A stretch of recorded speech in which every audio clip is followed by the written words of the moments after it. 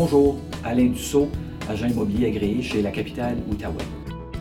Le but de cette vidéo-là, c'est de vous aider, simplement. Donc, si vous voulez, avec moi, regardons ce qu'on peut vous offrir aujourd'hui.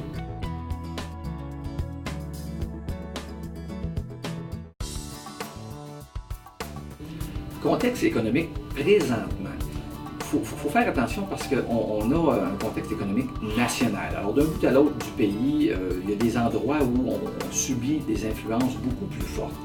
Ici, régionalement, la région de la Capitale-Nationale, le côté québécois, excellent, le marché est encore très bon, le taux d'emploi est bon, le taux d'intérêt est excellent. On ne peut pas demander mieux dans une situation qui est négative, là, mais actuellement, nous, on n'est peut-être pas immunisé, mais on est quand même bien protégé.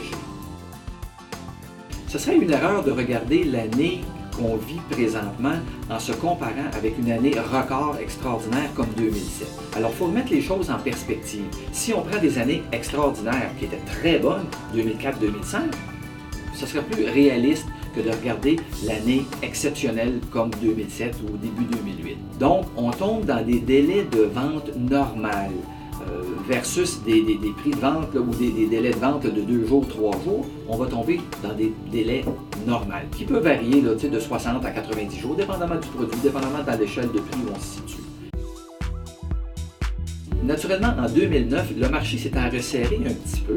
On a un petit peu plus de compétition, donc on doit prendre les bonnes actions pour faire les mises en marché. L'acheteur est un petit peu plus exigeant, avec raison, il y a un petit peu plus de choix.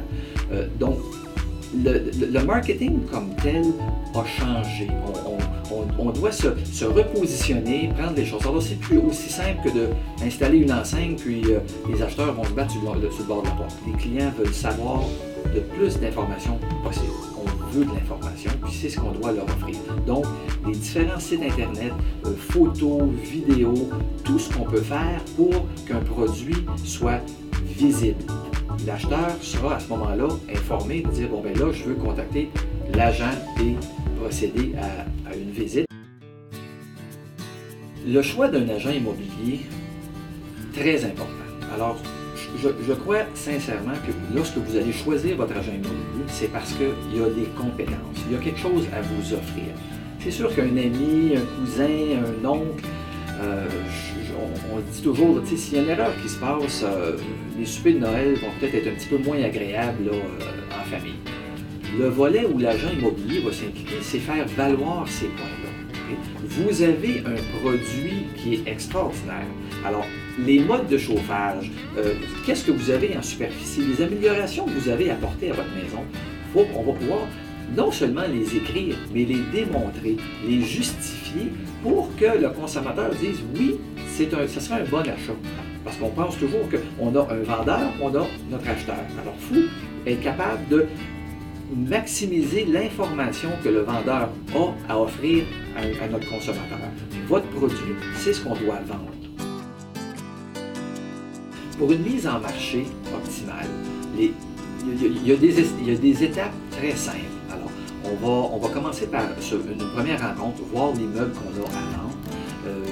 Ce sera mon rôle de vous donner des recommandations. Des fois, il y a des petites choses, du petit travail à faire, des petites retouches, des petites choses, un petit peu là, sans aller à l'extrême dans du home staging, qui est quand même bénéfique, là, mais pour rendre le produit le plus vendable possible. Alors, c'est là que mon expérience et mon rôle pour rentrer dans une chose et vous conseiller qu'est-ce qu'on devrait faire, sur quoi on devrait se concentrer.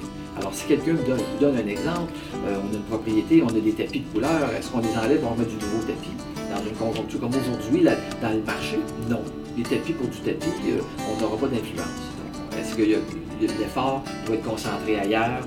Puis c'est là qu'on va vous guider et vous aider pour qu'on puisse, de façon optimale, vendre à un meilleur prix, une meilleure condition possible. Suite à cette première rencontre, on a naturellement toute la documentation, les contrats de courtage qui sont obligatoires par nos associations provinciales. Nous, comme agents immobiliers, on doit être détenteurs de permis pour pouvoir, parce qu'on a beaucoup de responsabilités. Alors, c'est pas juste de mettre une enseigne, on est responsable de ce qu'on va publier, de ce qu'on va dire, de tout ce qu'on va faire dans cette transaction-là.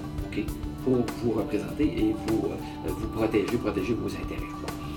Ensuite, on a la mise en marché qui va se faire, les visites avec les clients potentiels. Tout se fait par mon entremise. Alors, on fait les rendez-vous, on fait le suivi. Une fois que les visites ont eu lieu, on va se rendre à l'étape de négociation de promesse d'achat. S'il n'y a pas de négociation de promesse d'achat, pourquoi on ne s'est pas rendu là? Alors, qu'est-ce qu'on peut faire pour répondre au prochain acheteur si on n'a pas pu s'entendre sur une transaction actuelle? On doit travailler avec des comparables.